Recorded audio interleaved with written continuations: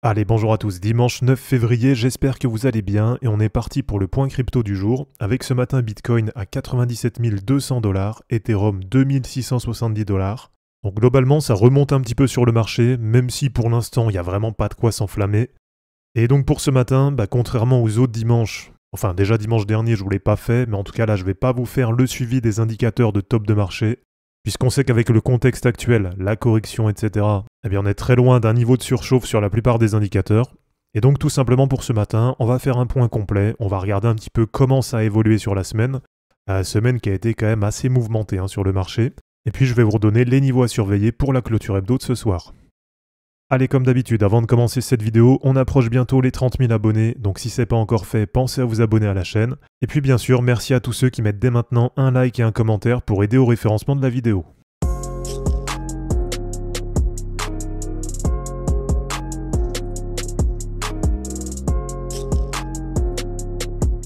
Alors, semaine vraiment mouvementée, souvenez-vous, lundi on était vraiment très bas là sur le marché.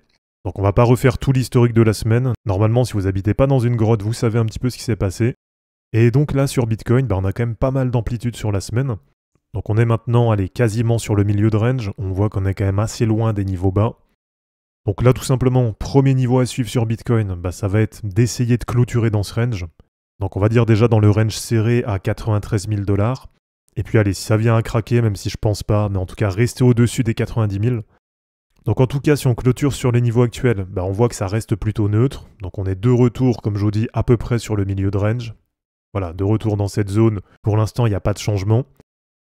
Et ce qui serait quand même positif, alors si on met sur les indicateurs habituels, pourquoi pas, si on a une belle fin de journée là sur Bitcoin, d'aller récupérer la Tenkan hebdo. Donc en gros, si on arrive à clôturer la semaine au-dessus de 99 500, vraiment vu la semaine qu'on a passée, ce sera pas mal. Et du coup, on sera de retour au-dessus de toutes les résistances sur Ishimoku. Et si je vous mets les moyennes mobiles, là on a la moyenne mobile 7 hebdo qui est à peu près sur les niveaux actuels. Là on voit qu'elle est à peu près à 98 000 $. Donc tout simplement, si on arrive à récupérer cette MM7 hebdo et donc à clôturer ce soir, dimanche soir, au-dessus des 98 000 $, franchement ce sera quand même vraiment positif vu la semaine qu'on aura passée. Bon, pour l'instant, pas de changement à court terme sur Bitcoin. Dans tous les cas, le premier objectif pour la suite, ça va être de revenir sur le haut de range. Donc tout simplement de revenir autour de 108 000, 109 000 $. Voilà, et je vous rappelle que moi j'ai toujours cette prévision là qui est en cours et que je considère comme étant toujours valide. En tout cas pour l'instant, il n'y a pas d'invalidation. Et l'objectif, je vous rappelle, ça va être de voir Bitcoin breaker son ATH sur le mois de février et de le voir aller chercher à peu près 120 000 $ d'ici début mars. Allez, pour continuer sur Ethereum, là c'est un petit peu moins positif. On voit que la bougie elle est quand même assez vendeuse sur la semaine. Contrairement à Bitcoin où finalement on a une bougie qui est quasiment neutre pour l'instant.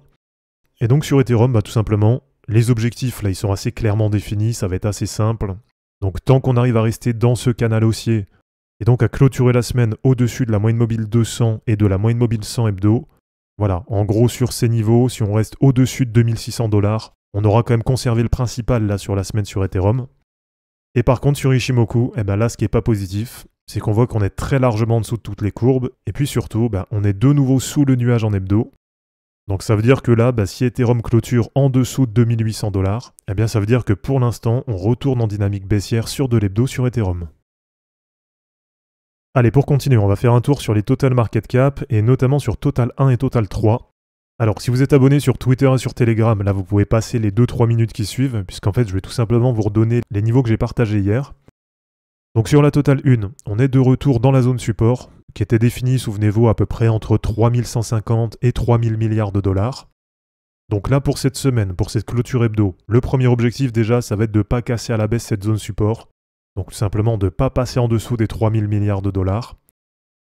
Donc en gros, si on reste dans les prix actuels, entre 3000 et 3150, donc du coup clôture dans cette zone support, pour l'instant ça va rester quand même assez neutre. On va débuter la semaine toujours un peu dans l'indécision.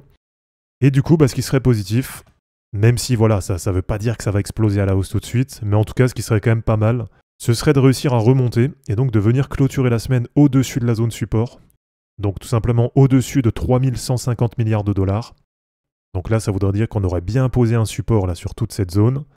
Et du côté des moyennes mobiles, on voit que pour l'instant, on est toujours coincé entre la MM7 et la MM20 hebdo. Et sur Ishimoku, c'est pareil. On voit qu'on a la Tenkan hebdo et la Kijun qui sont en train de se resserrer. Donc normalement, si je vous mets les bandes de Bollinger, voilà. Alors si on descend un peu plus sur du court terme, voilà, on va se mettre par exemple sur du 3 jours, eh bien on voit bien qu'on a une grosse compression des bandes. Donc qui dit grosse compression des bandes, souvenez-vous, dit que prochainement, on devra avoir pas mal de volatilité. Et même si pour l'instant, on ne sait pas si ça va exploser à la hausse ou à la baisse, voilà, tant qu'on est dans cette zone un peu support, on reste quand même, comme je vous dis, vraiment dans de l'indécision sur le marché. Mais bon, après vous le savez, moi je suis quand même assez positif là pour la suite sur le marché. Donc même si bien sûr je peux me planter complètement, hein, ça se trouve ça va casser à la baisse et puis on va partir en bear market pour 2-3 ans. Mais en tout cas de mon côté là je reste quand même assez positif. Je pense qu'il y a aussi une temporalité et puis des bonnes news là qui arrivent côté US et je pense que tout ça joue vraiment en notre faveur. Donc tout simplement sans viser trop haut, déjà dans un premier temps sur les prochains mois, je vous rappelle que j'ai un premier objectif sur la Total 1, donc sur le market cap total des cryptos, qui va être d'aller chercher 5750 milliards de dollars. Et donc à partir de maintenant, ça fait à peu près du plus 85% sur l'ensemble du marché.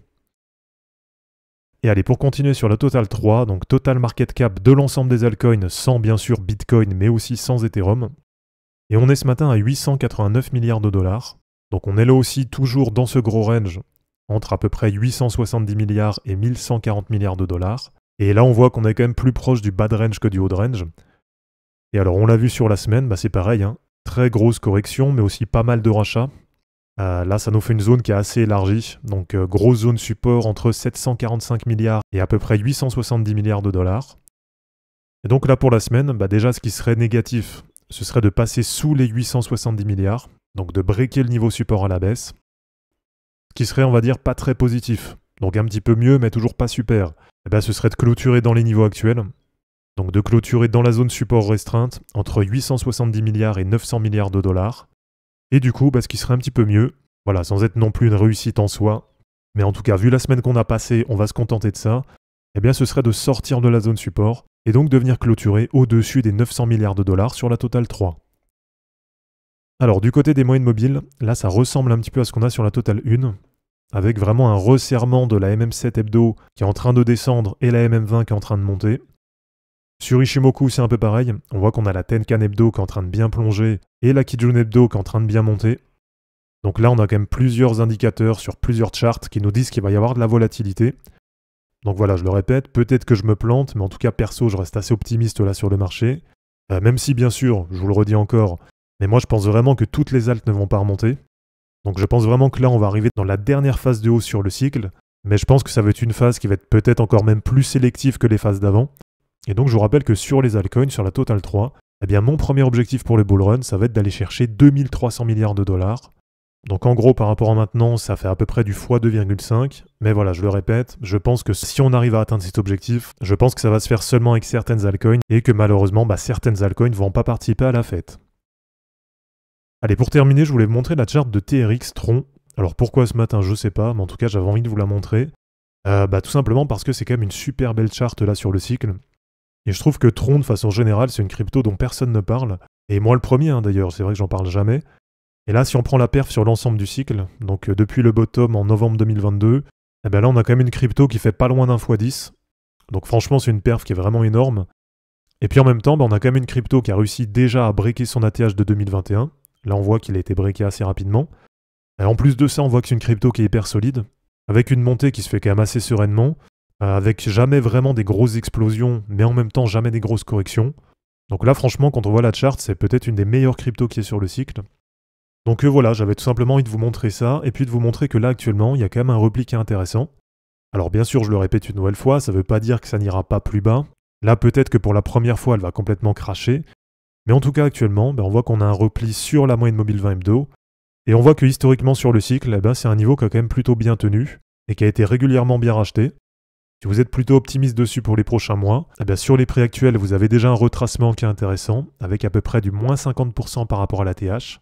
Et si vous attendez la moyenne mobile 50, donc si vous pensez qu'en termes de prix, ça peut se replier autour de 0,165, là, dans ce cas-là, ça vous fera à peu près du moins 63% par rapport à l'ATH. Donc voilà les amis, c'est terminé pour ce point crypto du jour, j'espère en tout cas que ça vous aura plu.